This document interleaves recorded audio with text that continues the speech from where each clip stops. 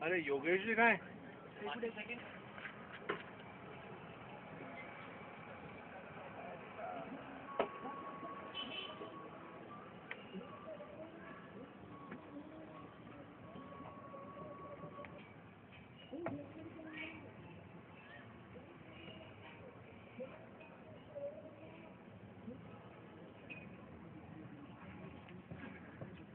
अशोक जी, क्यों अशोक जी?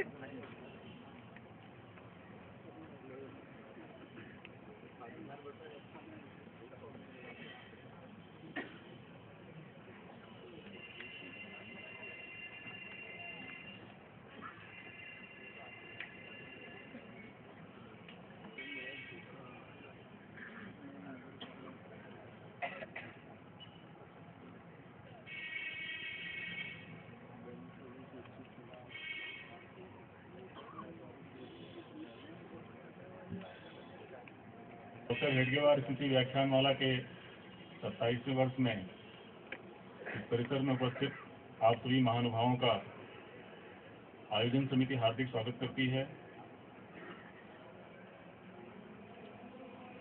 इस सत्र के आयोजन के प्रथम दिवस आज 14 अप्रैल रविवार को आज के इस कार्यक्रम में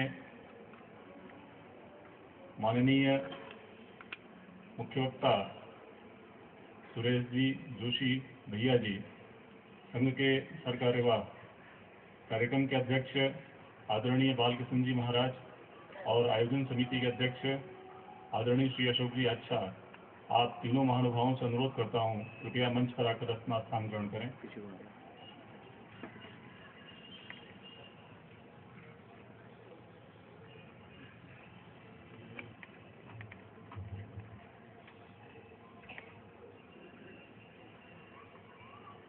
आप सभी महानुभावों से अनुरोध है दीप प्रज्वलन कर आज के कार्यक्रम का शुभारंभ करें।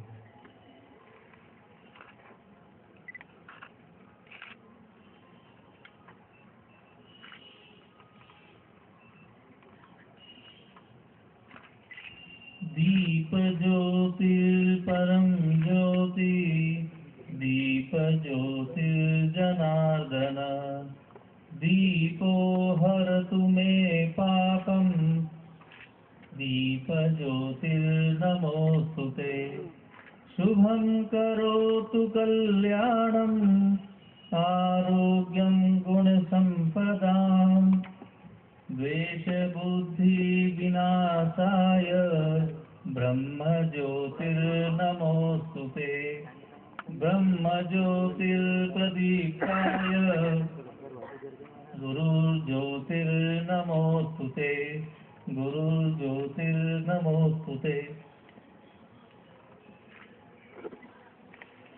स्मरे राष्ट्र सारा भरे प्रेम से जो प्रभावी तुम्हारी तपो साधना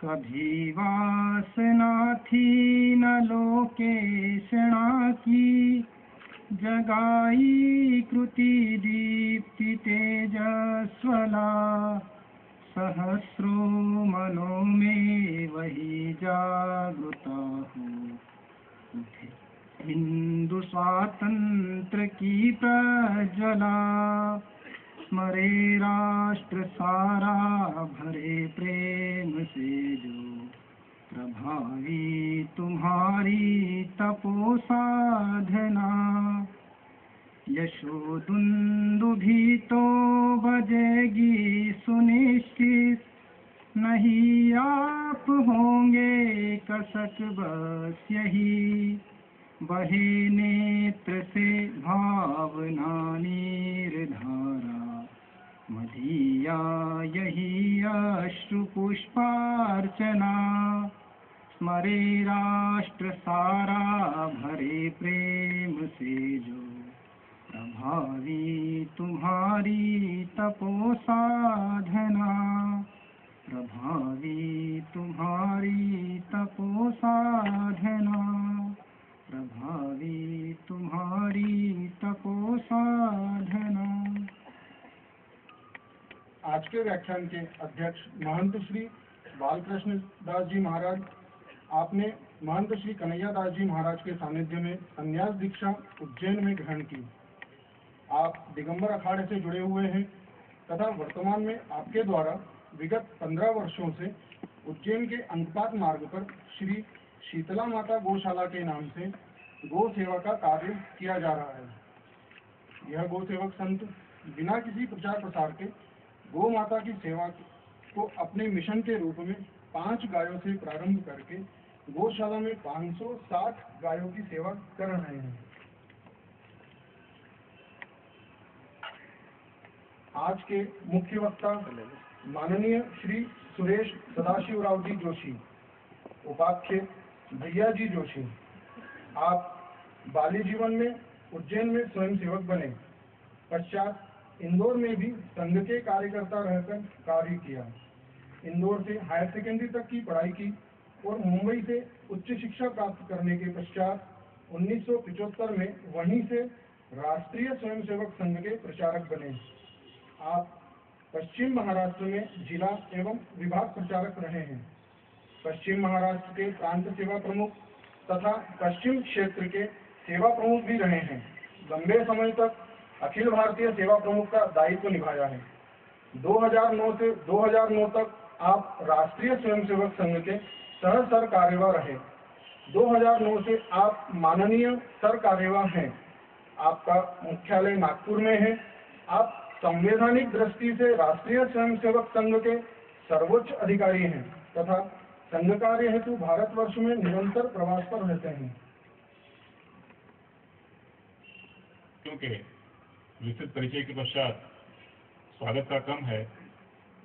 स्वागत के लिए मैं आयोजन समिति के सदस्य श्री अशोक जी शर्मा को आमंत्रित करता हूं। वह आज के कार्यक्रम के अध्यक्ष आदरणीय बालकृष्ण दास जी का पुष्पमालाओं से स्वागत करें।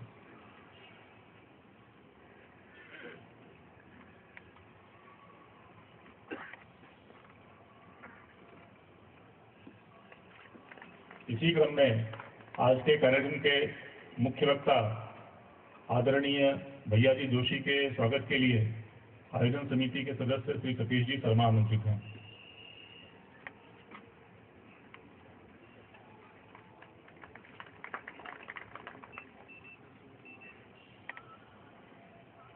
हम सभी का जन्म तब प्रतिबिंब सा बन जाए। हम सभी का जन्म तब प्रतिबिंब सा बन जाए और अधूरी साधना चिरपूर्ण बस हो जाए। हम सभी का जन्म तब प्रतिबिंब सा बन जाए। बाल्य जीवन से लगा कर अंत तक की दिव्य झांकी मूक आजीवन तपस्या जा सके किस भांतिया की क्षीर सिंधुवथा विधि से दीन ना पा जाए। चाह है उस सिंधु की हम बूंद ही बन जाए और अधूरी साधना चिरपूर्ण बस हो जाए। हम सभी का जन्म तब प्रतिबिंब सा बन जाए। एक भी क्षण जन्म में नहीं आपने विश्राम पाया। रक्त के प्रत्येक कण को हाय पानी सा सुखाया। आत्माहुति दे बताया राष्ट्र मुक्ति उपाय। एक चिन्गारी हमें उस यज्ञ की छू जाए। और अधूरी साधना चिरपूर्ण बस हो जाए। हम सभी का जन्म तब प्रतिबिंब सा बन जाए। हे अकेले आप लेकिन बीज का था भाव पाया। बो दिया निज को अमरवट संघ भारत में उगाया। राष्ट्र ही क्या अखिल जग का आसरा हो जाए। और उसकी हम टहनियाँ पत्तियाँ बन जाएं। और अधूरी साधना चिरपूर्ण बस हो जाए। हम सभी का जन्म तब प्रतिबिंब सा बन जाए।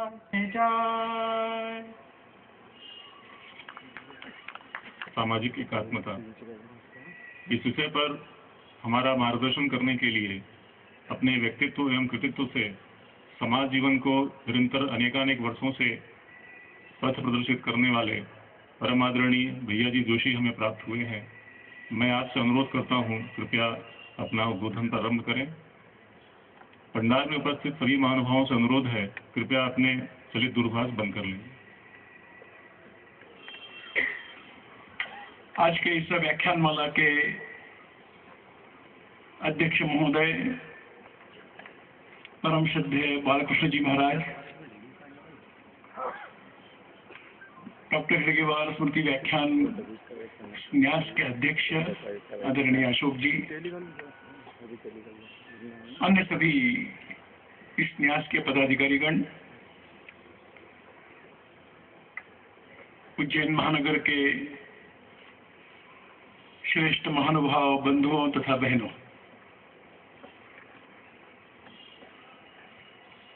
आज एक बहुत सुंदर योग है ऐसा मैं मानता हूं। जिस महापुरुष के नाम से स्मृति व्याख्यानमाला चल रही है, अभी 3 दिन पूर्व उनका जन्म दिवस था। 11 अप्रैल वर्ष प्रतिपदा का दिन उनका जन्मदिन है। आज 14 अप्रैल है, पूज्य डॉक्टर बाबा साहब अम्बेडकर जी की जयंती है, उनका आज जन्मदिन है।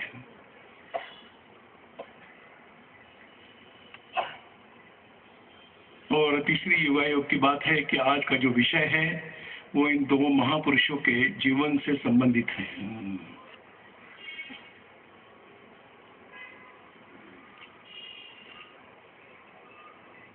इस देश में एक निरंतर एक प्रक्रिया चलती आई है और वह प्रक्रिया इस देश को, इस समाज को एक राष्ट्र के रूप में खड़ा करने का प्रयास निरंतर होता आया है।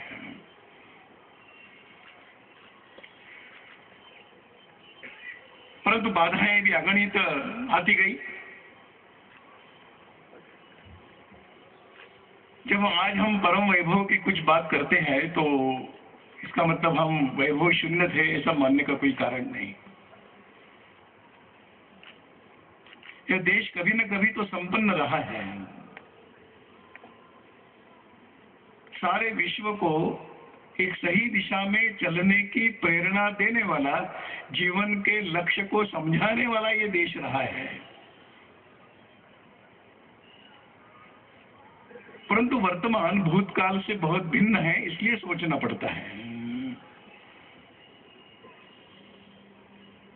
और इसलिए जब इसका सोचने की जो प्रक्रिया समाज में चलती है तो ये सोचना पड़ता है कि ये हमने परम वैभव अपना संपन्न राष्ट्र था, वो हमने खोया क्यों है,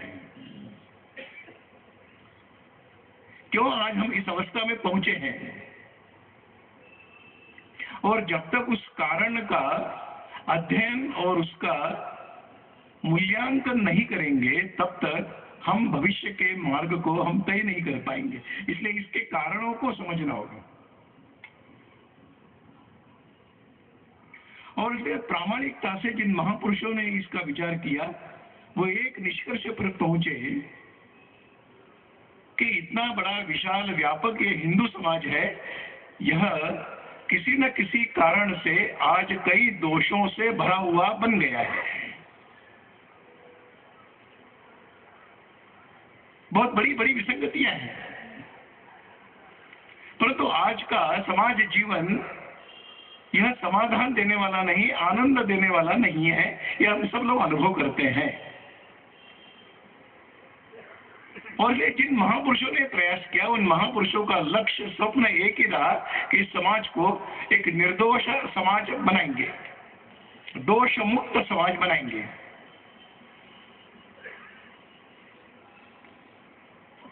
और इसलिए जिन महापुरुषों के संदर्भ में आज का दिन जुड़ा हुआ है वो इस समाज सुधार के, इस समाज को दोष मुक्त करने के प्रयास को गति देने वाले, चालना देने वाले, एक दिशा देने वाले ऐसे ये दो महापुरुष हैं, पूजनीय डॉक्टर जी और पूज्य बाबा साहेब अम्बेडकर। डॉक्टर बाबा साहेब अम्बेडकर जी का चित्र का निर्माण किया जाता है कि ये हिंदू विरोधी थे। ये हिंदू विरोधी नहीं थे। हिंदू समाज के दोषों को चिन्हित करते हुए उस पर आघात करना यानी हिंदू विरोध नहीं होता है, तो दोष मुक्त करने के प्रयास के अंतर्गत उसे देखना चाहिए, इसे समझना चाहिए। और इसलिए कभी कभी भ्रांत धारणाएं रहती है, गलत धारणाएं चलती है कि डॉक्टर बाबा साहेब अम्बेडकर यह हिंदू विरोधी माने। उसी कालखंड में एक और महापुरुष से पूजनीय डॉक्टर जी का जन्मदिन और उस महापुरुष का जन्मदिन एक ही दिन आया था इस वर्ष 11 अप्रैल। महाराष्ट्र में एक समाज सुधार का जिन्होंने एक प्रक्रिया को प्रारंभ किया था, ऐसे महात्मा फुले का जन्मदिन 11 अप्रैल था। तो उन्हें भी एक चित्रित किया गया कि ये तो अंग्रेजों के शासन को सहायता करने वाले थे, उस प्रकार की उनकी प्रतिमा खड़ी करने का प्रयास किया गया। परंतु महात्मा फुले जी इस समाज को दोष मुक्त करने का ही प्रयास करते हैं। क्यों? तो इन दोनों महापुरुषों ने हिंदू समाज के अंदर ही काम किया है और हिंदू समाज के दोषों को मुक्त करने का काम ये हिंदू विरोधी कैसे हो सकता है, हम लोग इसको समझने की, इसको स्मरण करने की आवश्यकता है। और इसलिए जब हम भविष्य के बारे में सोचते हैं तो इस राष्ट्र को एक विश्व के मंच पर शक्तिशाली देश के रूप में, एक संपन्न राष्ट्र के रूप में, समाज के रूप में अगर खड़ा करना है तो उसकी न्यूनतम एक आवश्यकता है, एक शर्त है। वो क्या है कि समाज एकात्म होना चाहिए, एक शक्ति के रूप में खड़ा होना चाहिए। ये उसकी प्राथमिक शर्त है। हिंदू समाज शक्तिशाली बनना मतलब परम वैभव नहीं, पर परम वैभव की उस अवस्था में अगर जाना है तो उसकी प्राथमिक शर्त अगर माना जाए प्री कंडीशन, तो ये प्री कंडीशन क्या है कि ये समाज एकात्म हो, एक होकर खड़ा रहे। आज उसी विषय को लेकर आज हमारे सामने कई प्रकार के प्रश्न हैं। क्या हिंदू समाज का मूलभूत चिंतन में कुछ दोष है क्या? ऐसा जब हम विचार करते हैं तो मूलभूत चिंतन में कोई दोष नहीं है। इस देश के अंदर सर्वे भवन्तु सुखिनः, सर्वे सन्तु निरामया, सर्वे भद्राणि पश्यन्तु मा कश्चित् दुःखं भाग् भवेत्, ये कहा गया। तो ये सर्वे भवन्तु सुखिनः का अर्थ क्या है? सबके सुख की कामना है। अगर किसी ने बहुजन हिताय बहुजन सुखाय कहा होगा, हिंदू चिंतन कहता है बहुजन हिताय बहुजन सुखाय नहीं, सर्वजन हिताय सर्वजन सुखाय।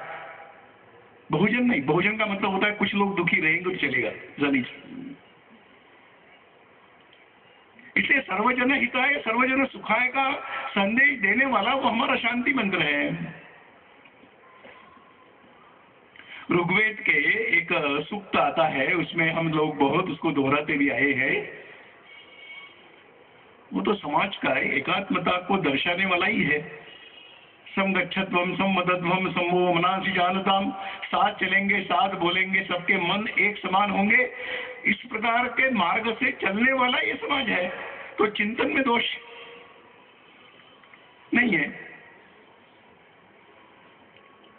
बड़े बड़े महापुरुषों ने हमको ये बताया कि हमें जो प्रतिकूल लगता है इस प्रकार का व्यवहार हम दूसरों से नहीं करेंगे। जो हमें सुख देता है वह व्यवहार उसके साथ करेंगे, जिसके कारण हमको दुख होता है ऐसा व्यवहार हम नहीं करेंगे। इस प्रकार का चिंतन रखने वाले महात्मा गौतम बुद्ध भी उन्हें यही कहा। तो इस देश के प्राचीन काल से मनुष्यों ने संभावनाओं को देखते हुए अपने मूलभूत चिंतन को बहुत स्पष्ट शब्दों में कहा है। कुछ संभ्रम की अवस्था नहीं है। देख लीजिए आप, ऐसा नहीं कहा,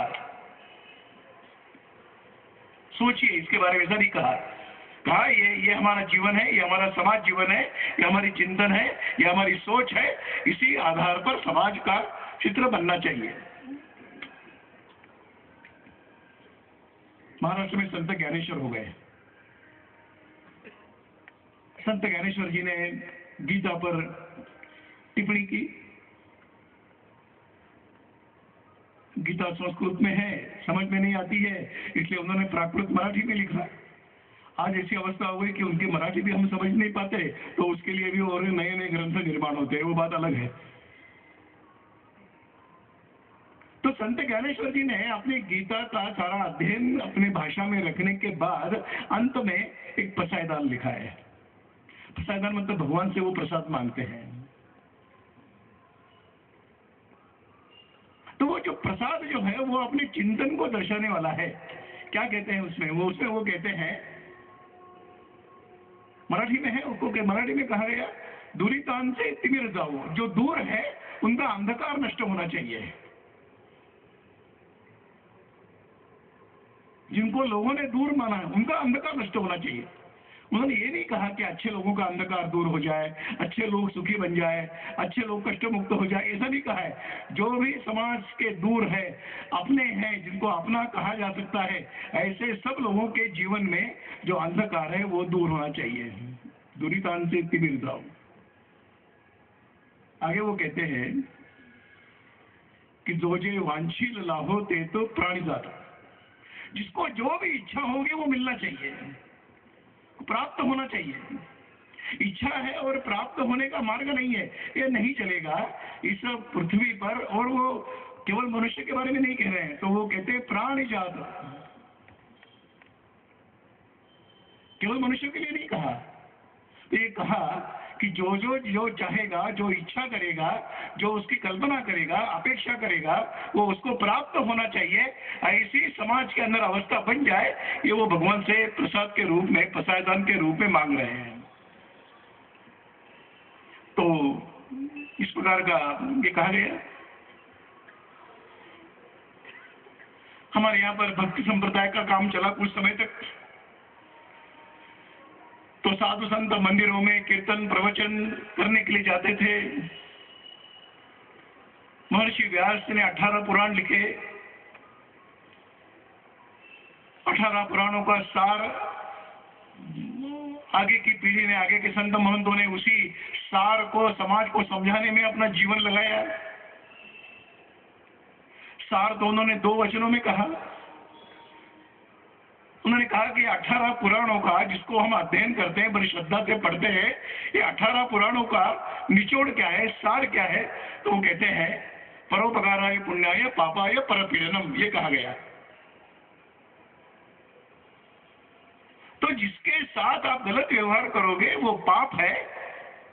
किसी के साथ भी गलत व्यवहार करने का अधिकार हमको नहीं है। और दूसरों की सहायता करना यही पुण्य माना गया। इसको पुण्य माना गया, कष्ट देना उसको पाप माना गया। ये अपने 18 पुराणों का सार।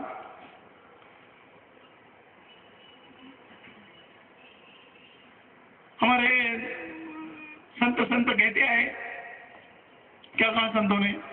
उनको अपने ईश्वर की भक्ति के आधार पर समझाने का प्रयास किया। उन्होंने कहा, जाति न पूछो साधु की, पूछ लीजिए ज्ञान। क्या होता है? ज्ञान को पूजा करो, ज्ञान को मानो। और एक स्थान पर कहा गया कि हरि को भजे तो हरि का होई। तो जो हरि का हो जाता है तो वो अलग कैसा हो सकता है? वो एक ही है। वो श्रद्धा वचन को देखना चाहिए, उसको अपना मानना चाहिए, उसके प्रति मन के अंदर अलग प्रकार की भावनाएं होनी चाहिए।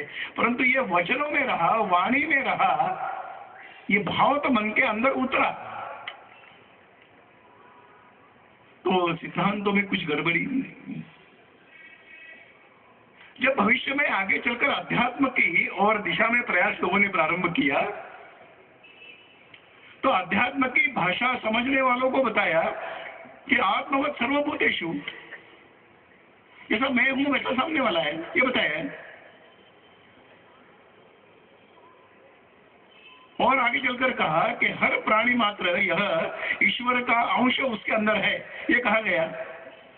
और इस सिद्धांत को समाज ने स्वीकार किया, इसलिए पूजा करते हैं ना, मंदिरों में जाते हैं, केवल पत्थरों की पूजा करते हैं ऐसा नहीं, तो पशु पक्षियों की पूजा करते हैं। क्योंकि सब में जो चेतन अचेतन जो भी है उसमें ईश्वरीय अंश है। ये सिद्धांत के रूप में रखा गया, उसको समाज ने माना और कर्मकांड के रूप में उसको चलाते रहे। तो गाय की भी पूजा करेंगे, घास खिलाएंगे, दूध देने वाली गाय है, उसको तो पूजा करना समझ सकते हैं। पर जो दूध पिलाने के बाद भी विषय वमन ही करने वाला है, ऐसे नाक को भी हम पूजा करते ही है ना, उसको छोड़ते नहीं है। क्योंकि सारे चेतन अचेतन जगत का मेरे हर व्यक्ति के, हर प्राणी के, हर चेतन से संबंध है। इसको अध्यात्म के रूप में समझाने की कोशिश की।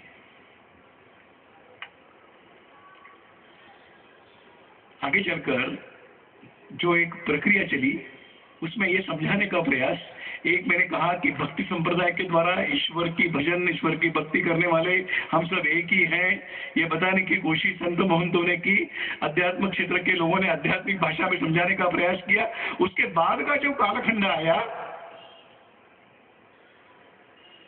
इसमें महर्षि दयानंद आते हैं, स्वामी विवेकानंद आते हैं, लोकमान्य तिलक आते हैं, महात्मा गांधी आते हैं, स्वतंत्र वीर सावरकर आते हैं, डॉक्टर बाबा साहब अम्बेडकर आते हैं। इन्होंने क्या कहा? पूजनीय डॉक्टर जी आते हैं, इन्होंने कहा हमारा भारत नाम का एक देश है, वो हमारी मातृभूमि है, इसको भारत माता माता मानो। इसको जब माता मानते हो तो यहाँ पर रहने वाले सभी लोग एक दूसरे के भाई बन जाएंगे। कहा कि गर्व से कहो हिंदू है, तो जो जो ये कहेगा वो अपना है, ये माना गया। ये मानने की बात हुई।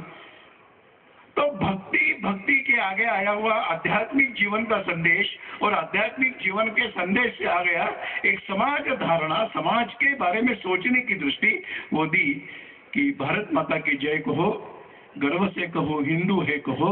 यह हम सारे समाज को जोड़ने का एक प्रभावी साधन बन सकता है। इसलिए इस प्रकार का एक वैचारिक चिंतन और उस चिंतन के आधार पर चले हुए कुछ प्रयास वो हम सबके सामने हैं। परंतु आज हम जब देखते हैं तो विसंगतियां कई प्रकार की हैं। तत्व ज्ञान अलग है, आचार व्यवहार सब भिन्न प्रकार का है। जब किसी को हम कहते हैं कि भाई आप कहते कुछ हो करते कुछ हो, तो कहते लेकिन जो कहते हैं वो तो ग्रंथों में ठीक है, ये व्यवहार में लाने की बात नहीं है, ये व्यवहार में लाना संभव ही नहीं है। और अगर लाना है तो बड़े लोग कर सकते हैं, हम सामान्य लोग नहीं कर सकते। उसके लिए ऋषि मुनि संत महंत सन्यासी ऐसे लोग कर सकते हैं, हम नहीं कर सकते। तो अपने यहाँ के विचार करने वालों ने बताया जो तत्व ज्ञान व्यवहार में नहीं लाया जा सकता वो तत्व ज्ञान ही गलत है। कितना साहस रहा होगा। और अगर वो तत्व ज्ञान सही है तो उसको व्यवहारिक धरातल पर अपने जीवन में आचरण में लाया जा सकता है। हाँ, लाने के लिए उस प्रकार की मानसिक तैयारी चाहिए, मानसिक सिद्धता चाहिए। वो दुर्भाग्य से नहीं रही और ये विसंगतियां कहीं आती गई। इसे उदाहरण के लिए अगर यहाँ पर सभी ईश्वर के अंश है कहा गया, तो कभी न कभी इस देश के अंदर एक जाति की व्यवस्था आ गई, जातियां बनी। तो जातियां कैसी रही? तो पहले कहा जाता था कि एक समाज के लिए आवश्यक कई प्रकार के कर्म हैं, कुछ कई प्रकार के कार्य हैं, उस प्रकार के कार्य करने वाले समूह चाहिए। और इसलिए उनके काम के आधार पर उनके नाम तय हुए। ये कौन है? ये सुवर्णकार है तो ये सोने का काम करते हैं। ये कौन है? तो ये वैश्य है, ये व्यापार करने का काम करते हैं। ये कौन है? तो ये पढ़ाने का काम करते हैं, विद्या का दान करते हैं। ऐसे लोग हैं। अब ये सब प्रकार के लोगों की समाज में आवश्यकता रहती है। कोई खड़ग लेकर, तलवार लेकर सुरक्षा के लिए, समाज के लिए, देश की सीमा पर, राज्य की सीमाओं पर खड़े होने चाहिए। ऐसे पुरुषार्थी लोग चाहिए। तो ऐसे कर्म के आधार पर, उनके दायित्व के आधार पर इस प्रकार के मनुष्यों के समूह बनते गए। ये कभी न कभी देश के अंदर इस प्रकार की व्यवस्था बनी हो। परंतु धीरे धीरे क्या हुआ? धीरे धीरे वो भाव समाप्त हो गया और विसंगति ये आ गई कि जन्म के आधार पर जाति का वर्णन करने लग गए। अगर मेरा जन्म इस परिवार में हुआ है तो मेरी जाति जन्म से पहले तय हो जाती है कि इस घर में पैदा होने वाला बालक कौन होगा, तो ये बनेगा। इसको कोई शास्त्र नहीं, कोई विज्ञान नहीं, पर ये माना गया। अब इतना गले उतर गया, इतना मन के अंदर बैठ गया कि इसको छोड़ना, अब इतना लोग कहते हैं कि कैसा छोड़ेंगे इसको, तो वर्षों से, हजारों वर्षों से चला रहा है। पर हजारों वर्षों से अगर कोई गलत बात चलती आई होगी तो समाज सुधार की प्रक्रिया को चलाने वालों ने उसको गलत कहते हुए उसमें सुधार करने की प्रक्रिया प्रारंभ करनी चाहिए। दूसरा कोई मार्ग नहीं। हजारों वर्षों से चला आ रहा है मतलब वो सही है, ऐसा मानने का कोई कारण नहीं। परंतु आज यह है, मैंने जन्म से मानना प्रारंभ किया। परिणाम क्या हुआ? परिणाम यह हुआ कि उसके कारण मनुष्यों के साथ व्यवहार में अंतर आ गया। व्यवहार में अंतर क्यों आया? तो जाति बनती है, जन्म के आधार पर जाति मिलेगी और जाति के आधार पर कर्म सिद्ध होगा। कर्म के आधार पर उसकी आर्थिक परिस्थिति तय होगी और आर्थिक परिस्थिति के आधार पर उसका समाज में क्या स्थान है वो बनता जाएगा। यह विसंगति आ गई। तो आज इतने प्रगत कालखंड में अगर कोई इस प्रकार की बात करेगा कि मैं पीढ़ी दर पीढ़ी, मेरे हजारों वर्षों के पूर्वज है, मैं उनका वंशज हूँ, उनका रक्त मेरे अंदर है और इसलिए उनके सारे अधिकारों को मैं भी उन अधिकार के रूप में प्राप्त कर सकता हूँ और ये है, इनको इसके कारण अधिकार नहीं मिलेंगे, तो ये अन्याय है कि न्याय है? क्या कहेंगे इसको? पर एक विसंगति इस प्रकार से सोचने की बात आ गई और दिक्कत जाने अनजाने में आचरण का जो धर्म होता है, आचरण की जो बातें होती है वो श्रेष्ठ बनती गई। अब किसी को पूछिए, कोई व्यक्ति कहता है मैं धार्मिक हूँ। धार्मिक हूँ यानी क्या है? धार्मिक हूँ यानी मंदिरों में जाता हूँ, पूजा पाठ करता हूँ, मालाएं पहनता हूँ, रुद्राक्ष पहनता हूँ, मस्तक पर भस्म लेपन करता हूँ, अभिषेक करता हूँ। यात्राएं करता हूँ, गंगा स्नान करने के लिए जाता हूँ, लोग कहते हैं ये धार्मिक है। परंतु इसको अगर कहा जाए तो इसको धार्मिक कहना है कि ये तो आचरण है, हर व्यक्ति का अपना अपना पद्धति होगी। पूजा पद्धति तो भारत में एक जैसी तो है नहीं, देवता भी एक नहीं, ग्रंथ भी एक नहीं, पूजा पद्धति भी एक नहीं, मंदिर भी एक प्रकार के नहीं। परंतु इस प्रकार के कर्मकांड करने वाले हो, कर्मकांड का अपना एक महत्व है, उसकी एक बहुत बड़ी शक्ति है, उसकी उपेक्षा करने का कोई कारण नहीं, लेकिन उसको ही श्रेष्ठ मानकर,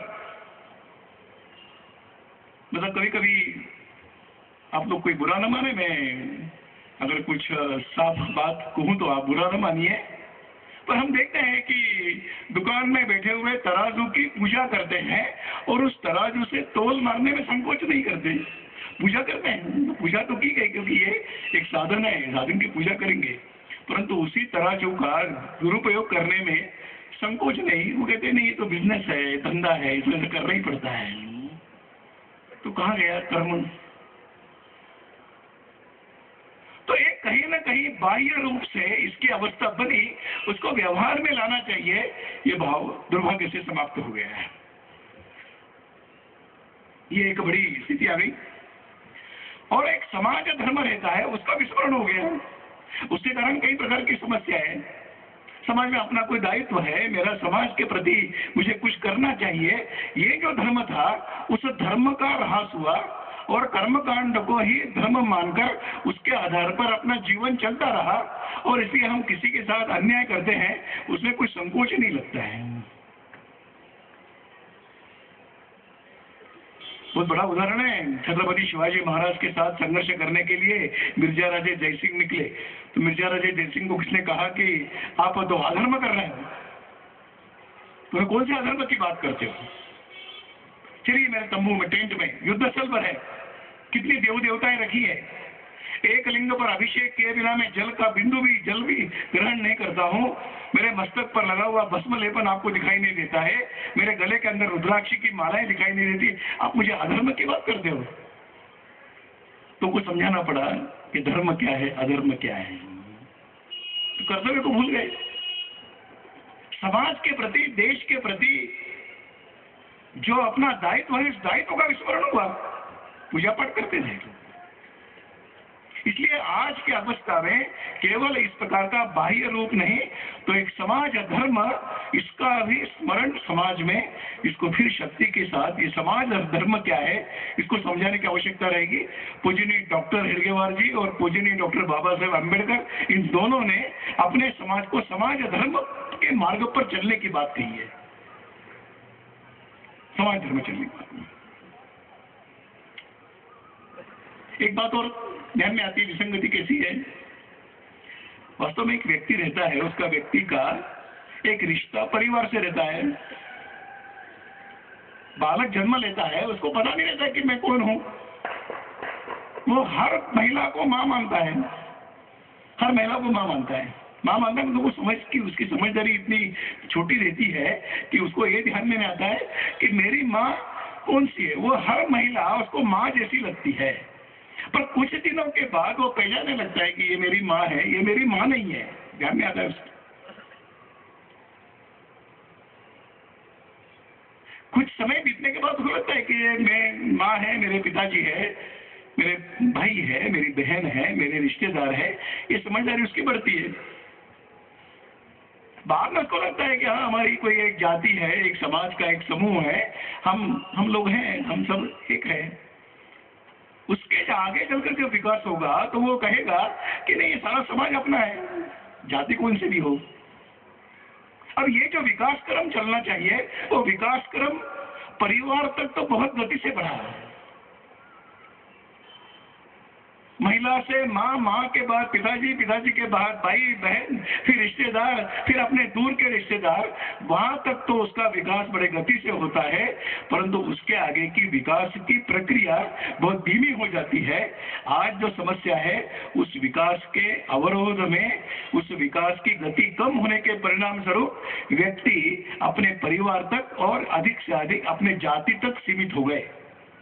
हमारी जाति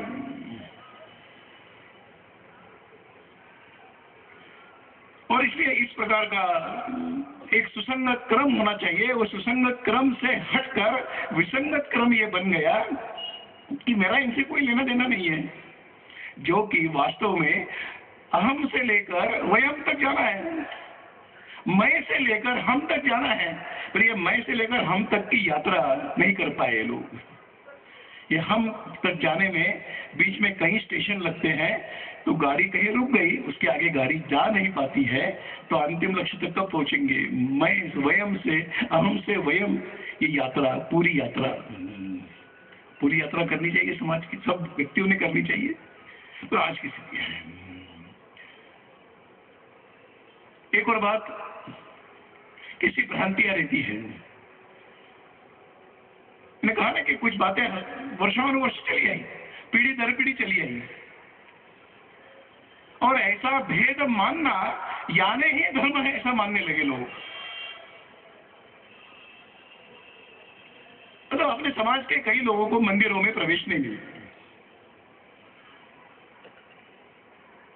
समझा ना कि जाति के आधार पर और सारी व्यवस्थाएं बनी, व्यवसाय तय हुए, और व्यवसायों के आधार पर किसके साथ कैसा व्यवहार करना ये तय होता गया, और धीरे धीरे यहां तक हो गया कि जिसको समाज के लिए आवश्यक कार्य करने वालों को हमने अछूत माना।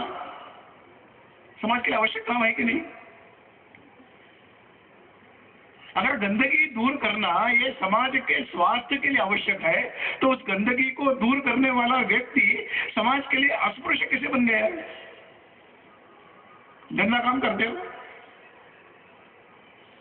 पशुओं के मरने के बाद उसका चर्म निकाल कर लाना और उस चर्म को निकालने की प्रक्रिया कोई ना कोई करेगा, उसको हमने गंदा माना, उसको हमने गलत माना, उसको अपने से दूर रखा, पर उसने बनाई हुई चीजों को कोई निसंकोच उपयोग तो करते हैं। चप्पल पहनेंगे, बैग उठाएंगे, अपना सब प्रकार के सामान का उपयोग करेंगे, चर्म के उपयोग नहीं करते क्या? तो समाज के लिए उपयुक्त वस्तुओं का निर्माण करने वाला वो व्यक्ति हमारे लिए अस्पृश्य हो गया, वो गलत हो गया, और उसकी बनाई हुई वस्तुओं का आनंद उठाने वाला समाज अपने आप को श्रेष्ठ मानने लगा।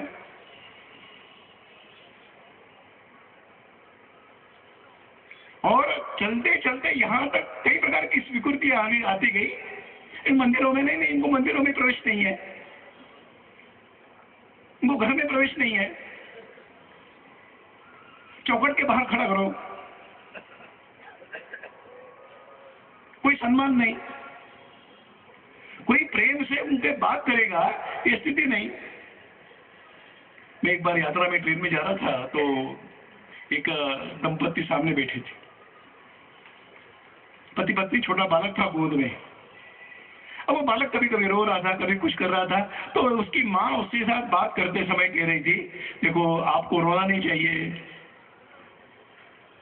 तो मैंने कहा ये आपका ही बेटा है? बोले हाँ मेरा ही बेटा है। तो इसको आप क्यों कह रही हो आप?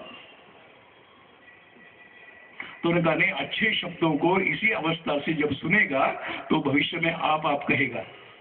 किसको आप कहेगा? ये सबको कहेगा? नहीं, जिसको हम अपना मानते हैं उनको आप कहेगा। ये सिखाते हो। आप कहना सिखाने में गलत नहीं, पर धारणा क्या है? इस प्रकार से संस्कारों को ग्रहण करने वाला इस संस्कारों का प्रगटीकरण एक सीमित दायरे में करता है। आत्मा सर्वभूतेषु प्रवचन सुनेंगे, सभी प्राणी मात्र में चेतन अचेतन में ईश्वरीय अंश है कहेंगे, लेकिन नहीं, तुम्हारे अंदर ईश्वर नहीं है। कौन तय करता है? तुम ईश्वर के ये नहीं हो, कौन तय करेगा? इस समाज का तय करने का अधिकार किसी वर्ग को दिया है क्या? पर मंदिरों में प्रवेश नहीं। स्मशान तक अलग है। गांव में जब हम देखते हैं आज स्मशान भूमि नहीं है, इस जाति की है, ये इस जाति की है, इस समाज के लिए इस शब्द प्रयोग करते, समाज के लिए है। ये कौन सा समाज है? तो हमने समाज को टुकड़ों टुकड़ों में बांटकर और उसको अलग मानना प्रारंभ किया, और हमने ये कहा कि इसका पालन करना यानी धर्म है, यानी धर्म है। मंदिरों में प्रवेश देंगे तो हमारे देवता भ्रष्ट हो जाएंगे। तो किसी ने कहा कि आपके देवता इतने अगर दुर्बल है कि किसी के स्पर्श करने से भ्रष्ट होते हैं, तो ऐसे दुर्बल देवताओं की पूजा करने में लाभ भी क्या है, हटा दो इन देवताओं। पर देवता दुर्बल नहीं है, मानने वालों की विकृत मानसिकता है। देवता दुर्बल नहीं होते, मानने वाले उनके भक्तों के अंदर दोष है। और इसलिए इस प्रकार की एक विकृति आती गई, अलग मानने की प्रक्रिया चली, और ये सैकड़ों वर्षों से चली आई। और इस सैकड़ों वर्षों से चली आने के परिणाम ये हुए कि समाज टुकड़ों टुकड़ों में बढ़ गया, और अलग अलग प्रकार के 4 तो वर्ण माने गए, हजारों जातियां बन गई, और हर जाति अपने आप को अलग मानना प्रारंभ कर दी। डॉक्टर बाबा साहेब अम्बेडकर जी ने बहुत अच्छा वर्णन किया है। कैसा है हिंदू समाज, वो वर्णन करते हैं। उन्होंने कहा कि Hindu society is just like a multi storey building, एक बहुमंजिला भवन है। कितनी मंजिलें हैं, तो आज भारत के अंदर कहा जाता है कि 6000 जाति उपजातियां हैं। तो उनका 6000 मंजिल का भवन है। परंतु इस बिल्डिंग के, इस भवन के निर्माता ने इस भवन के अंदर एक दोष रखा। वो दोष क्या है, तो वो कहते हैं इसमें सीढ़ियां लगाना भूल गए। There is no staircase. आप जिस मंजिल पर हो उसी मंजिल पर रहोगे, न आप अपने कर्म के द्वारा श्रेष्ठ कर्मों से न ऊपर जा सकते हो, न गलत कामों के कारण नीचे जा सकते हो। आप जहां हो वही रहोगे। कितनी मजबूत बिल्डिंग, कितना मजबूत भवन है। और इसके चलते यह एक धारणा बनती गई कि जो जिस जाति में है वहीं पर रहेगा। इसलिए डॉक्टर बाबा साहेब अम्बेडकर जी के जीवन में कई घटनाएं आती है। इतने बड़े विद्वान होने के बाद भी हमेशा अपमान उपेक्षाएं सहन करते रहे। बड़ौदा के संस्थान में उसके प्रशासकीय अधिकारी करके नियुक्त किया गायकवाड़ ने। पर बड़ौदा जैसे शहर में उनको रहने के लिए कोई मकान नहीं दे रहा था। पूछते थे आप कौन हो, अच्छा अम्बेडकर। अम्बेडकर यानी कौन होते हैं, तो महाराष्ट्र की जो एक अस्पृश्य जाति मानी जाती है, उस जाति में उनका जन्म हुआ। इसलिए कहते अच्छा उस जाति को, नहीं हमारे यहाँ घर नहीं है। तो कहते हैं कि एक दिन पेड़ के नीचे आंसू बहाते हुए, बड़े मन के अंदर बड़ी पीड़ा वेदना कि मैं बैरिस्टर बन के आया हूं, मैं इंग्लैंड से सब प्रकार की उच्च शिक्षा प्राप्त करके आया हूं, कौन सी कारणों से मैं इनसे कहूं किसी से। उनके कर्मचारी टेबल रहता था तो टेबल को स्पर्श करने में डरते थे, फाइल ऊपर से डालते थे। कौन, जो अपने आप को बड़े श्रेष्ठ मानते। तो यह इस प्रकार का व्यवहार करना, यानी हम धर्म का आचरण कर रहे हैं, हम हमारी शुद्धता को पालन कर रहे हैं। इस प्रकार के भ्रांत कल्पनाएं लेकर समाज जीवन चला।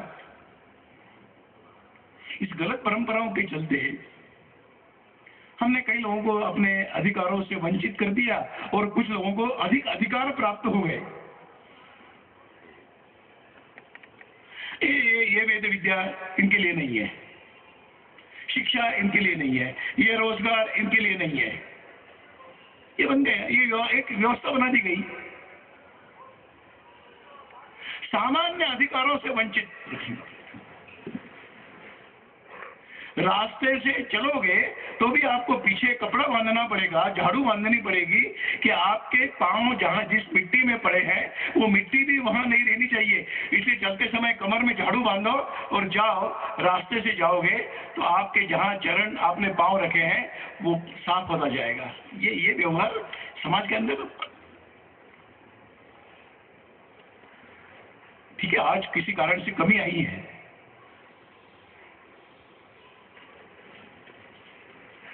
परंतु एक सामान्य अधिकारों से वंचित,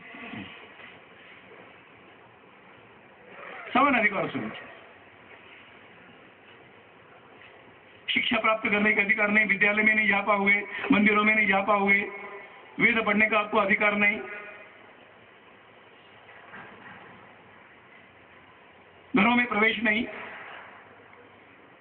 तो एक वर्षानुवर्ष की जो परंपरा चली, उस परंपरा के चलते ऐसा व्यवहार जिनके साथ हुआ, उनकी भी मानसिकता बनती गई कि हमने कुछ पाप किया था, इस पाप के कारण हम ये भुगत रहे हैं और यही हमारा जीवन है, यही हमारे बच्चों का जीवन चलने वाला है। इसी प्रकार की धारणा वर्षा पीढ़ी दर पीढ़ी यही चलता आया और इसलिए फिर एक व्यवस्था बन गई। वो व्यवस्था इसी प्रकार की बन गई कि विषमता का व्यवहार करना, यही व्यवस्था हो गई। इसलिए परम पूज्य बाला साहेब देवव्रत जी ने कहा कि ये व्यवस्था नहीं, ये तो अव्यवस्था है। ये किसी भी प्रगत समाज की व्यवस्था ऐसी नहीं हो सकती। अपनी जाति छोड़कर दूसरों की जाति को अलग मानना, छोटा मानना, हम श्रेष्ठ है, ये छोटे हैं।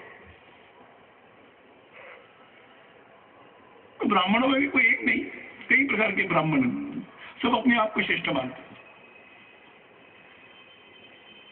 ऐसे हर जाति में उपजातियां बनती गई और उपजातियों की सीढ़ियां बनती गई। कौन छोटा है कौन बड़ा है, उसके विवाद होते रहे। इसलिए इस प्रकार की हजारों टुकड़ों में बटा हुआ ये समाज है। इसलिए हर दूसरों को अलग मानना, कैसा एक बनेगा?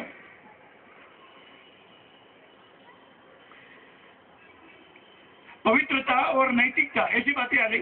मतलब इस प्रकार का अपना व्यक्तिगत जीवन ठीक रखना यानी पवित्र है, परंतु अनैतिक व्यवहार करने में कोई संकोच नहीं। तो ये पवित्रता को पकड़ के रखा, जो तथाकथित ऊपर से दिखने वाली पवित्रता को माना, पर नैतिक मूल्यों को खोते रहे, छोड़ते रहे समाज के अच्छे लोग।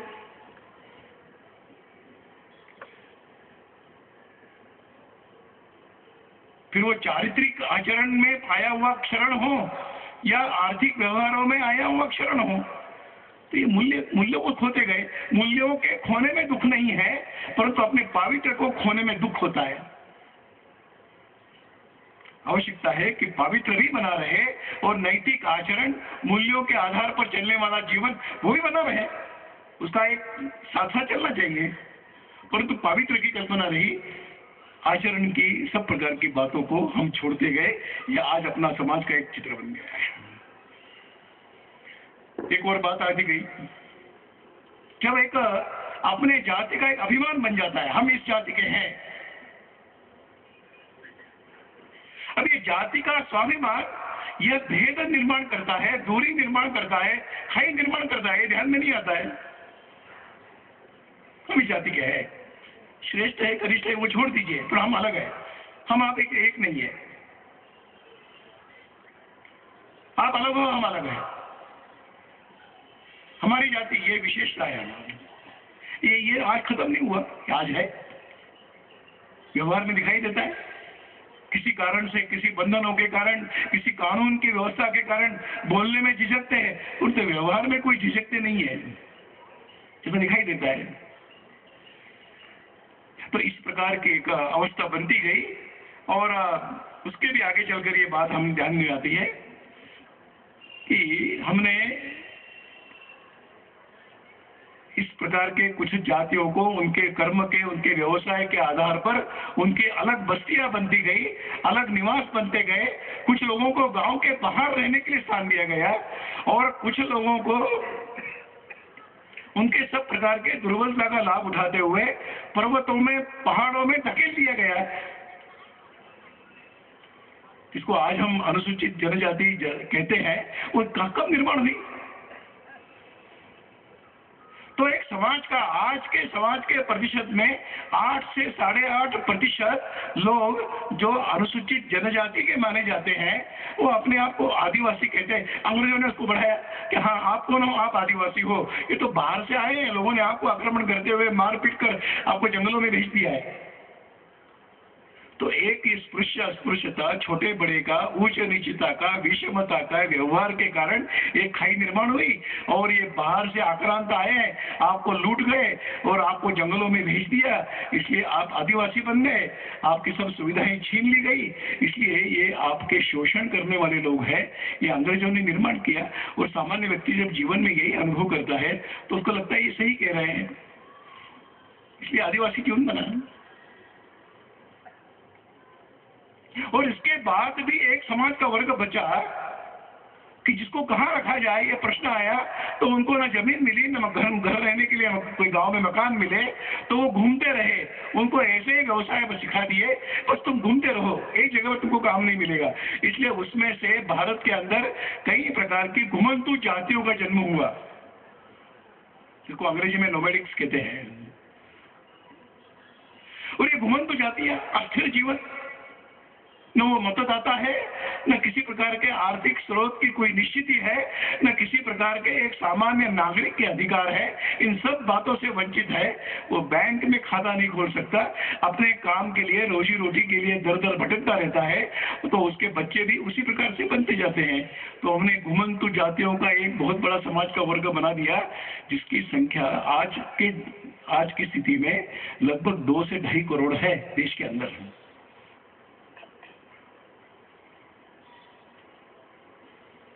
ये कौन है सब लोग? जो हम कहते आए कि हम एक समाज के लोग हैं, ये सब एक समाज के हैं सब ये। और इसलिए इस प्रकार का बिखराव जो समाज के अंदर आ गया, तो इतना बड़ा समाज होने के बाद भी इस बिखराव के चलते दूरियां हैं।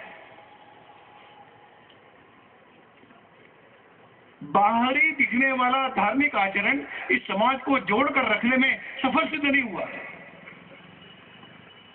वही गणेश जी की आराधना करेंगे, वही दुर्गा की पूजा करेंगे, उसी प्रकार की सत्यनारायण की पूजा करेंगे, सुंदरकांड का पाठ करवाएंगे, परंतु उनकी जाति का, वही गीता का पाठ करेंगे, वही वेद उपनिषद पढ़ने की इच्छा व्यक्त करेंगे, सुनेंगे, जाएंगे सुनने के लिए, यात्रा करने के लिए जाएंगे, गंगा स्नान करने के लिए जाएंगे, 4 धाम जाएंगे, इसमें पुण्य है मानने वाले लोग हैं। कश्मीर से लेकर कन्याकुमारी तक ये सारा फैला हुआ समाज इसी प्रकार के आचरण में आनंद मानता है, परंतु समान आचरण करने वाला समाज एक नहीं बना। ऐसी एक अवस्था आज अपने देश की बनती गई और इसके चलते मानसिक दूरियां बनती गई। इसके कारण आपस में संघर्ष प्रारंभ हुए हैं। जैसे जैसी शिक्षा बढ़ती गई, वैसे अपने अधिकारों का एक भाव जागृत होता गया।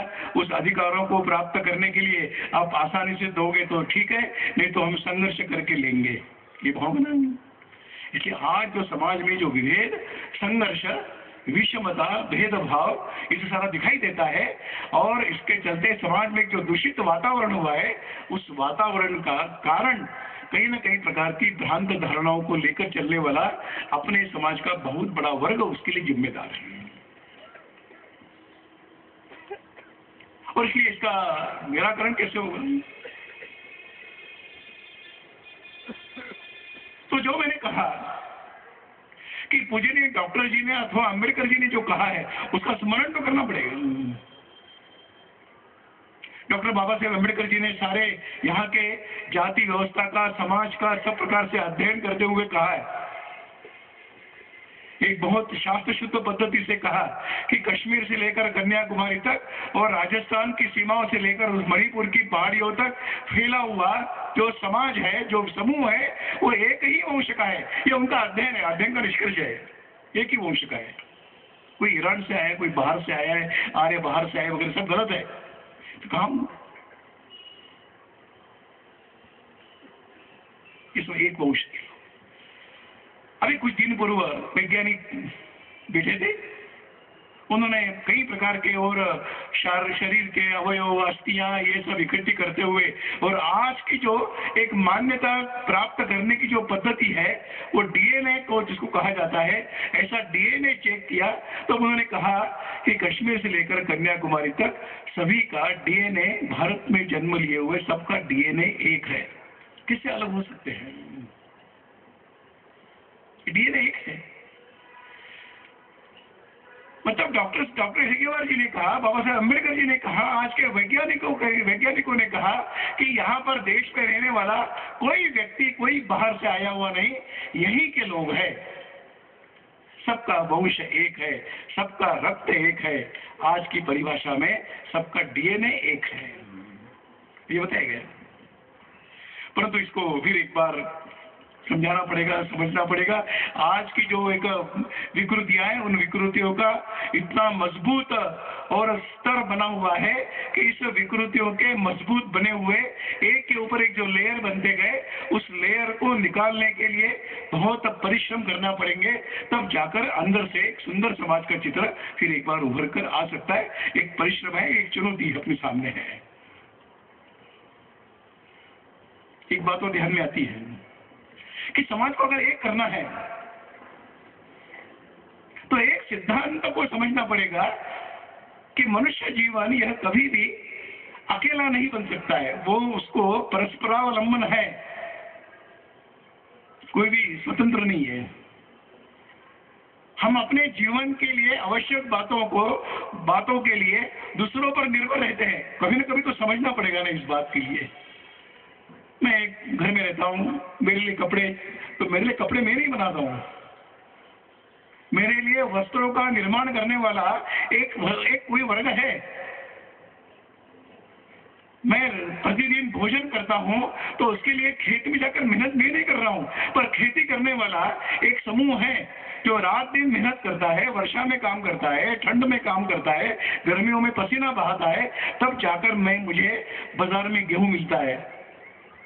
पर मैं क्या कहता हूँ, नहीं, मैं तो मेरी खरीद करने की क्षमता अच्छी है, तो अगर गेहूं नहीं बनेगा तो क्या खरीदोगे आप, क्या खाएंगे? तो ऐसे अपने नित्य प्रतिदिन की जीवन की आवश्यकताओं के लिए हम दूसरों पर निर्भर है। हाँ ठीक है, हमारी खरीदी करने की, क्रय करने की क्षमता कम ज्यादा होगी, पर निर्भर तो उसके ऊपर है। और इसलिए इस परस्परावलंबन के सिद्धांत को सारे समाज के अंदर मानसिक स्तर पर गहराई तक इसको स्वीकार करने की मानसिकता बनानी पड़ेगी कि ये समाज जीवन यह परस्परावलंबी रहता है, और जब परस्परावलंबी रहता है तो परस्पर पूरक बनना चाहिए, एक दूसरों को सहयोग करने वाले बनने चाहिए। ये भावनिक, मैं एक भी गलत काम ऐसा नहीं करूंगा कि जिसके कारण दूसरों के अधिकारों पर अतिक्रमण होगा। यह सोचने वाला समाज का वर्ग खड़ा करना पड़ेगा। एक परिवार होता है, एक परिवार भावना को विकसित करते हुए केवल अपने जन्म और अपने केवल एक ही घर में रहने वाले, एक ही छत के नीचे रहने वाले एक परिवार है। उस परिवार में अगर कोई दुर्बल व्यक्ति होता है तो चिंता सब करते हैं ना।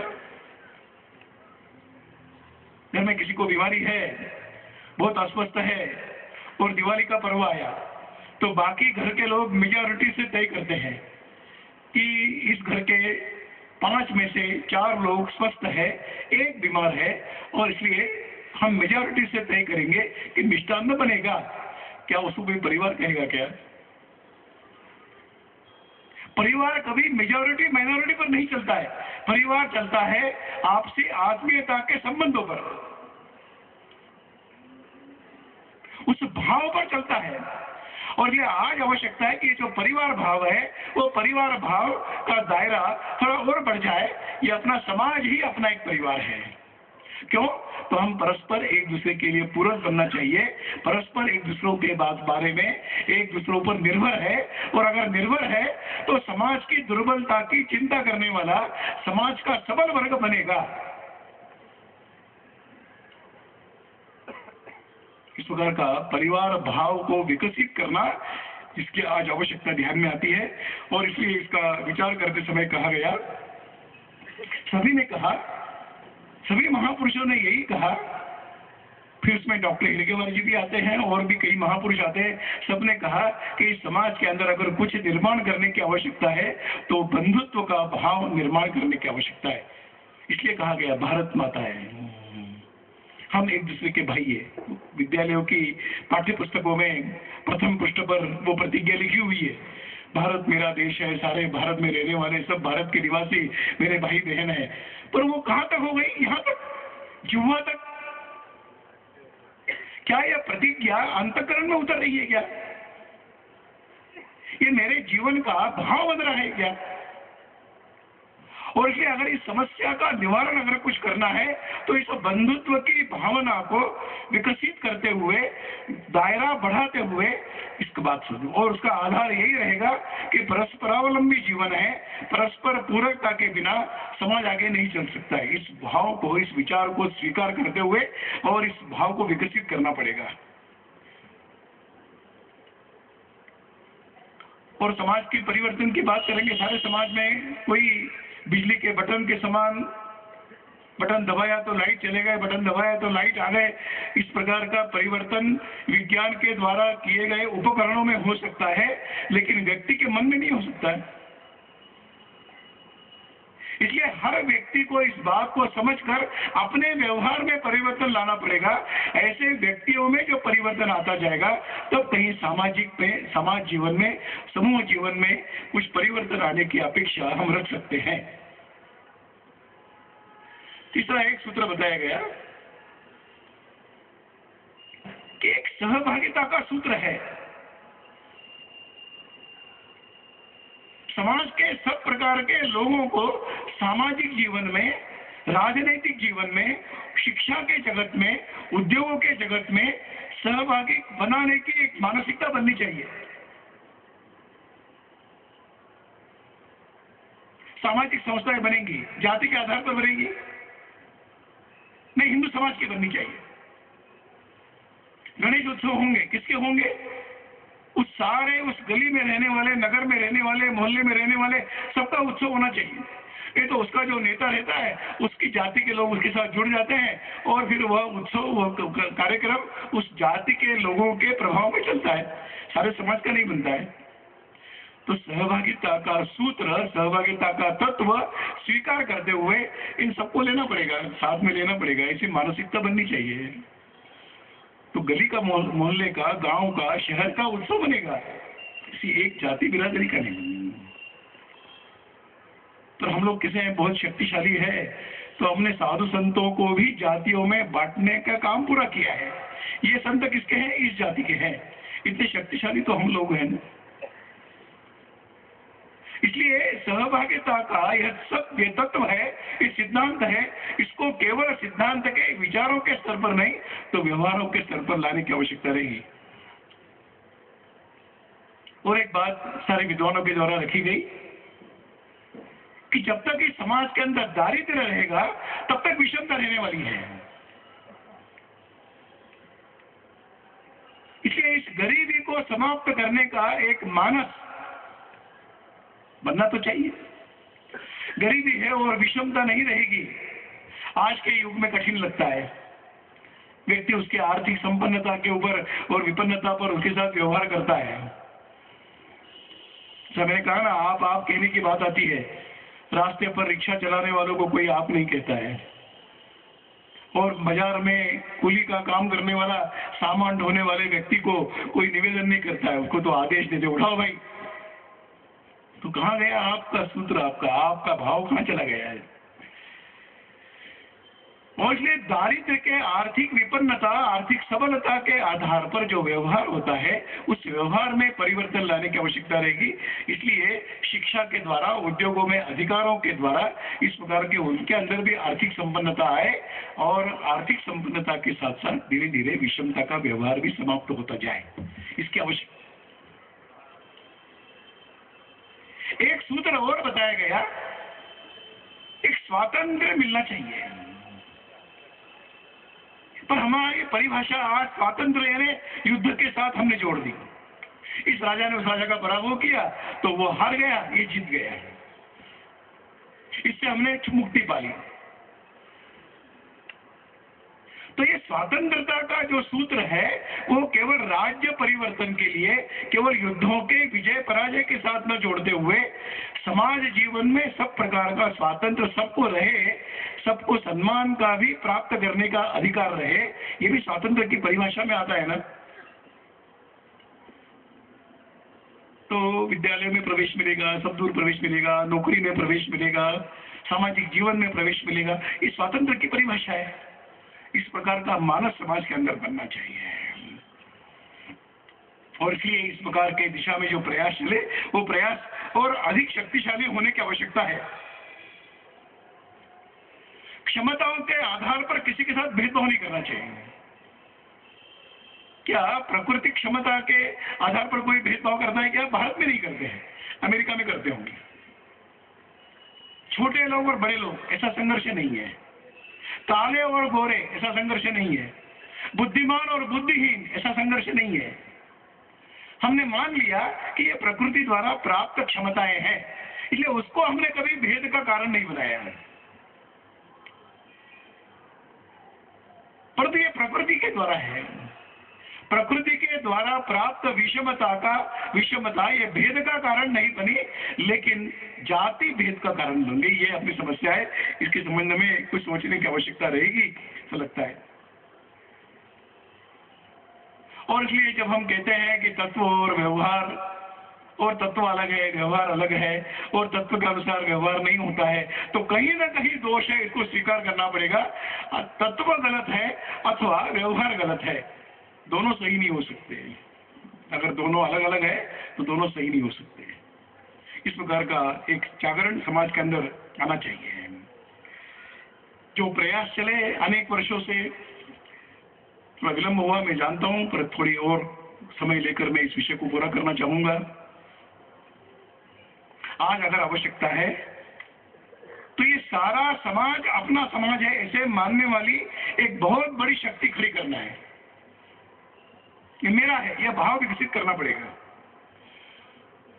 कश्मीर से लेकर कन्याकुमारी तक ये देश हमारा देश है, इस भावना को सभी के अंतःकरण में जगाना पड़ेगा।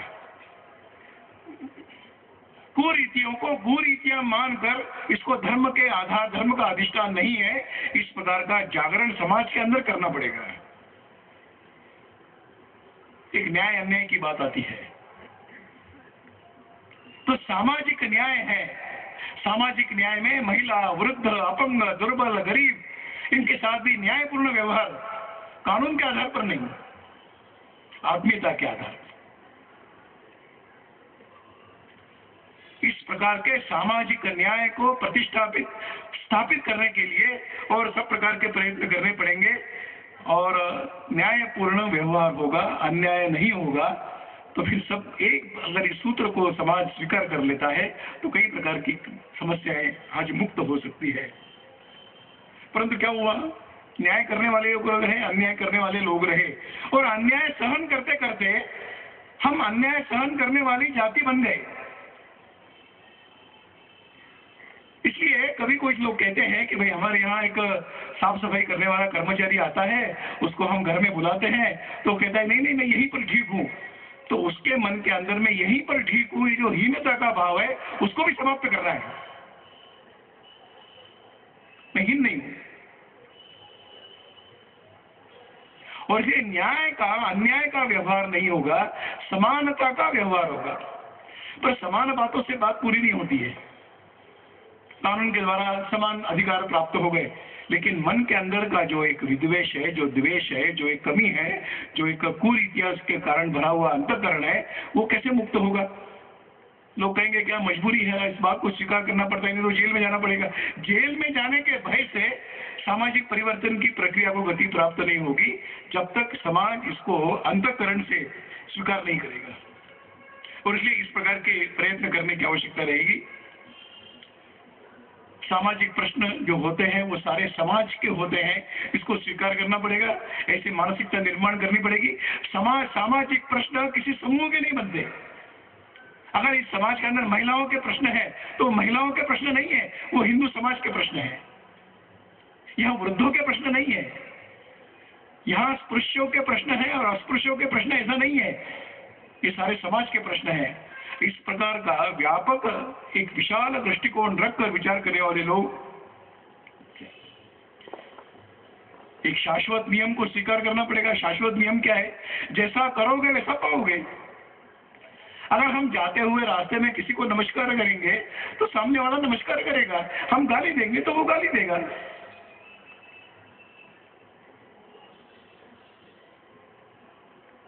तो जैसा करेंगे वैसा पाएंगे। तो हम किसी को अस्पृश्य कहेंगे तो वो हमारे साथ एक उद्दंडता का व्यवहार करेगा, उसको हम नीचा मानेंगे तो उसकी शक्ति बढ़ेगी, तो वो संघर्ष करने के लिए खड़ा होगा।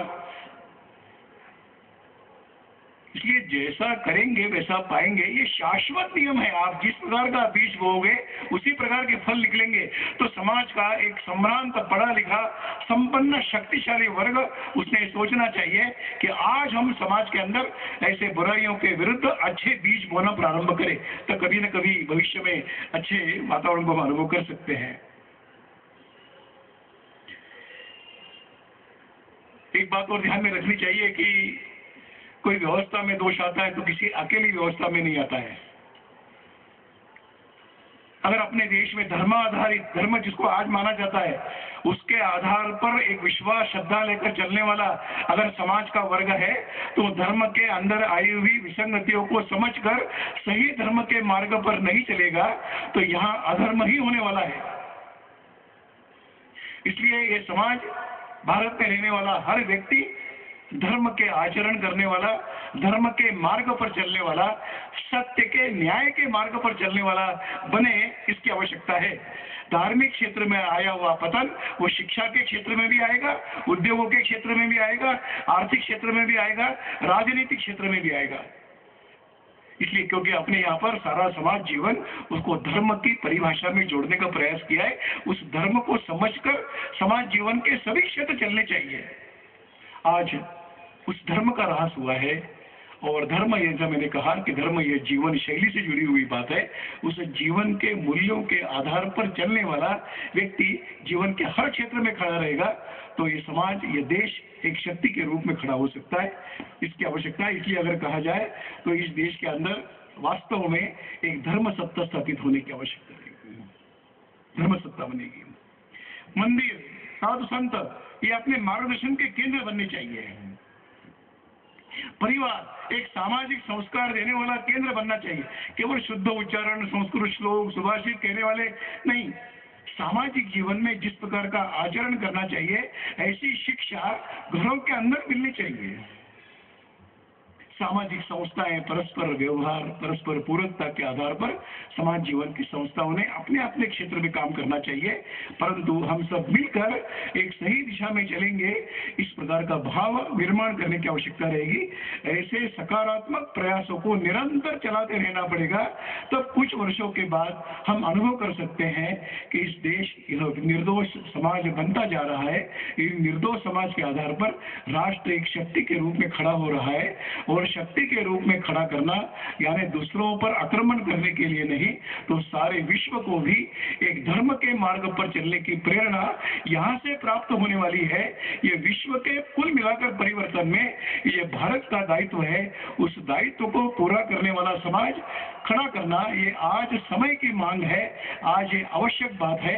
इसके संदर्भ में डॉक्टर बाबा साहेब अम्बेडकर जी को हो, महात्मा फुले को हो, स्वामी विवेकानंद को हो, महर्षि दयानंद सरस्वती को, लोकमान्य तिलक को हो, सावरकर जी को हो, इन लोगों के जीवन के द्वारा जो मार्गदर्शन प्राप्त है उस मार्गदर्शन के आधार पर समाज जीवन की सब रचनाएं बनती जाएगी। तो एक शक्तिशाली देश, शक्तिशाली समाज और उसके आधार पर विश्व के कल्याण का मार्ग प्रशस्त होगा, ऐसा मैं मानता हूँ। हो सकता है कि मेरी कुछ बातों से आप सहमत हो, कुछ असहमत हो, असहमति का अधिकार आपको है ही, लेकिन जहाँ तक प्रयास है मैंने कुछ सकारात्मक बातें आपके सामने रखने का प्रयास किया है। जो आज तक मैं समझा महापुरुषों के जीवन से समझने के लिए मुझे अवसर मिला, वो मैंने कुछ शब्दों में आपके सामने रखने का प्रयास किया। थोड़ा विलम्ब हुआ है, उसके लिए मैं क्षमा चाहता हूँ, और आयोजकों को भी धन्यवाद देता हूँ, और डॉक्टर हेडगेवार जी और बाबा साहेब अम्बेडकर जी के स्मृति में आदरांजलि अर्पित करते हुए मेरी बात पूरी करता हूँ।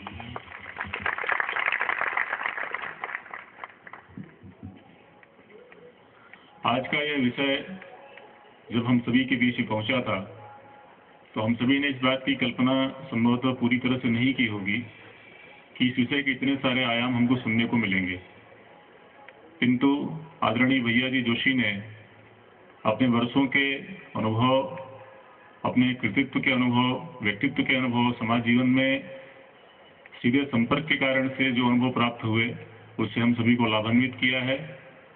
कई सकारात्मक बातें हमें सुनने को मिली हैं, हम उन्हें अपने जीवन में उतार कर आगे बढ़ेंगे, ऐसी अपेक्षा है। कृष्ण भगवान की जय। आज जो डॉक्टर हेडेकर साहब की जो 27वीं जन्म शताब्दी का जो आयोजन जो हो रहा है, ये एक ऐसे महापुरुष की यह है स्मृति का, जो आज उसने कहीं सपने देखे देश के लिए, कहीं हिंदुओं के लिए।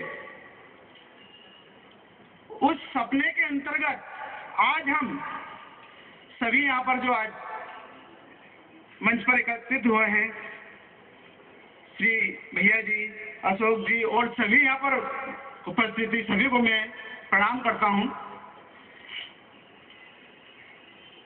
आज जो देश के अंदर हमारे जो महापुरुषों ने जो सोचा था, आज हम वो उसके लिए क्या कर रहे हैं।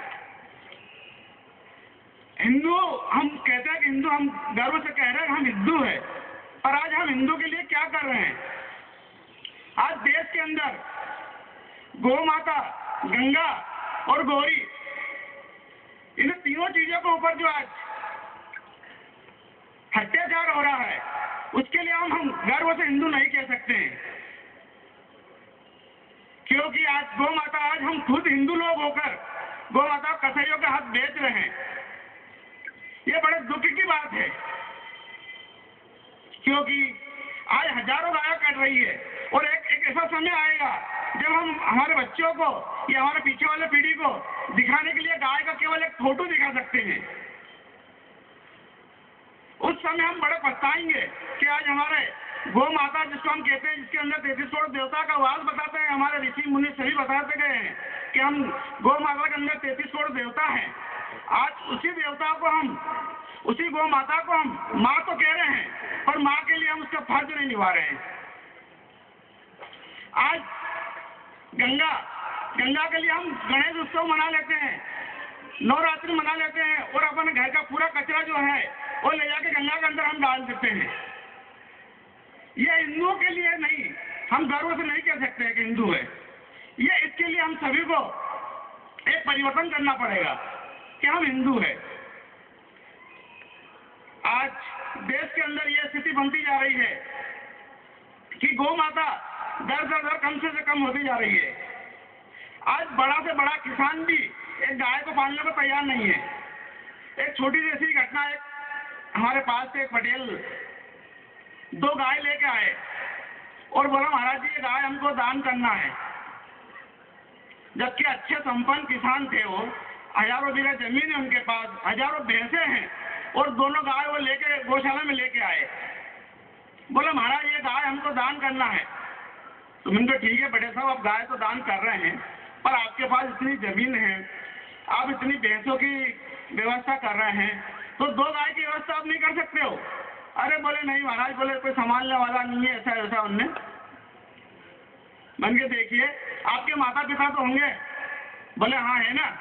तो मैंने कहा शायद वो भी बुजुर्ग हो गए हैं, उनको भी आप किसी आश्रम में या गौशाला पे छोड़ दीजिए। तो बड़ा गर्म हो गए। अरे बोले आप कैसी बात कर रहे हो। तो मैंने कहा मैं बात गलत नहीं कर रहा हूँ, मैं बात सही कर रहा हूँ।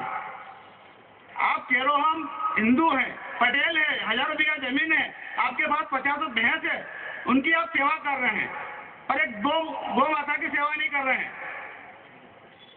और आपका जब माता पिता का बोला तो आप इससे गर्म हो गए। अरे बोले नहीं ऐसा नहीं, ऐसा है। अध्यक्षीय उद्बोधन के पश्चात जैसे कि वर्षों से परंपरा चली आ रही है, आयोजन समिति के अध्यक्ष श्री अशोक जी आच्छा एवं सचिव श्री राजेश जी पाटीदार से मैं अनुरोध करता हूं, मंच पर आज के कार्यक्रम के अध्यक्ष श्री बालकिशन जी दास को स्मृति चिन्ह प्रदान कर सम्मानित करें।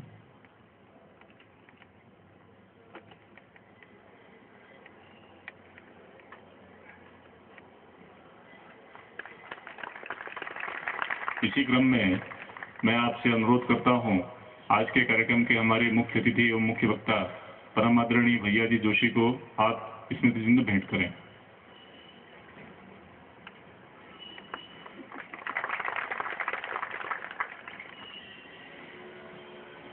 सामान्य तौर पर अभी आज का जो विषय चला और वैसे भी समाज जीवन में कई सारी बातों का परिवर्तन इस प्रकार से हम अपने जीवन में ले आते हैं कि कैलेंडर की जो तिथियां होती हैं उसमें भी तीज, त्योहार, पर्व, विवाह, शादी इत्यादि का स्मरण हम अंग्रेजी तिथियों के आधार पर करने लगते हैं। किंतु ऐसे भी प्रकाशन हैं, ऐसी भी व्यवस्थाएं हैं जो बारंबार हमें इस बात का स्मरण कराती हैं कि वास्तव में हमारे दैनिक जीवन में हमारी तिथियों का उतना ही महत्व है जितना कि किसी तीज, त्योहार या पर्व अथवा शादी ब्याह के लिए स्मरण करने का। इसी क्रम में अपना दैनिक स्वदेश विगत 47-48 वर्षों से 9 संवत्सर के अवसर पर एक वार्षिक कैलेंडर का प्रकाशन करते हैं। आज अवसर है, इसलिए मैं आज के कार्यक्रम में दैनिक स्वदेश के प्रबंध संचालक आदरणीय दिनेश जी गुप्ता, शक्ति सिंह जी परमार,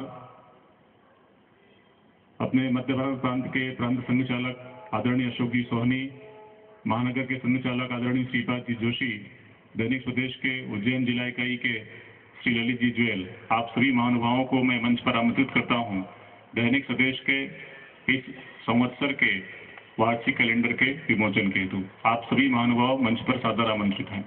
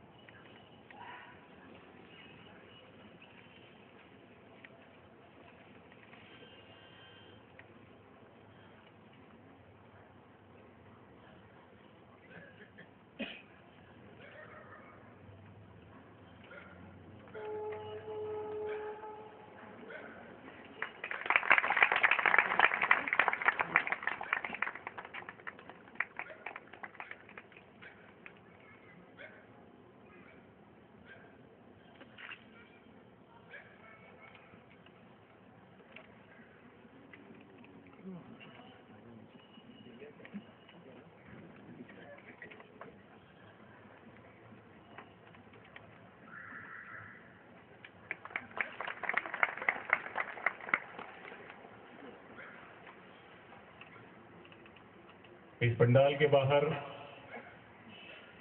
एडगर स्मृति व्याख्यानमाला के 27 वर्ष के प्रथम दिवस पर हमारे अनुरोध पर स्वीकार कर अध्यक्ष पद के लिए सुबोधित कर माननीय महंत बाल तत्व जी महाराज के हम व्याख्यानमाला समिति की ओर से हृदय से आभार व्यक्त करते हैं। आज के हमारे मुख्य वक्ता माननीय भैया जी जोशी का भी हम समिति की ओर से आभार व्यक्त करते हैं। साथ ही व्याख्यानमाला समिति आप सभी श्रोताओं को आभारी है जो इस वर्ष नवीन स्थान पर आप सभी उपस्थित होकर हमारे समूह को बढ़ाया। धन्यवाद।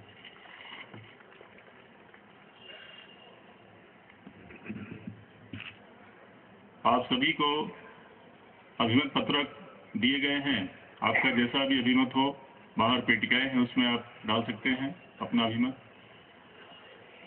2 सूचनाएं और हैं। कल ठीक 8:30 बजे व्याख्यानमाला के दूसरे दिन का विषय रहने वाला है विवेकानंद को जानो, भारत को जानो। विषय का प्रवर्तन करेंगे भारतीय शिक्षण मंडल के अखिल भारतीय संगठन मंत्री श्री मुकुल कानिटकर जी। और इसी प्रकार से मंगलवार को तीसरे दिन भारतीय जनता पार्टी की राष्ट्रीय उपाध्यक्ष स्मृति ईरानी जी प्रखर मातृशक्ति विषय पर विषय प्रवर्तन करने वाली हैं। आप सभी को यह सूचना केवल स्मरण के लिए है, आप सभी इसी प्रकार से उपस्थित हों। इसके पश्चात वंदे मातरम गान होगा।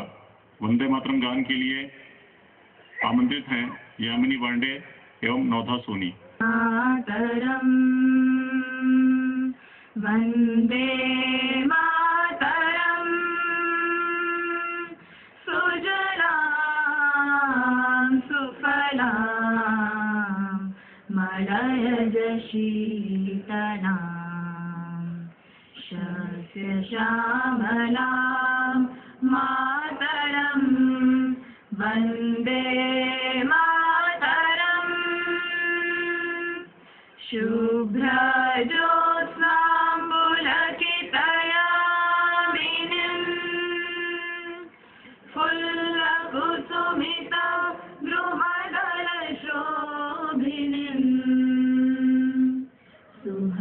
सुहासिनीं सुमधुरभाषिणीं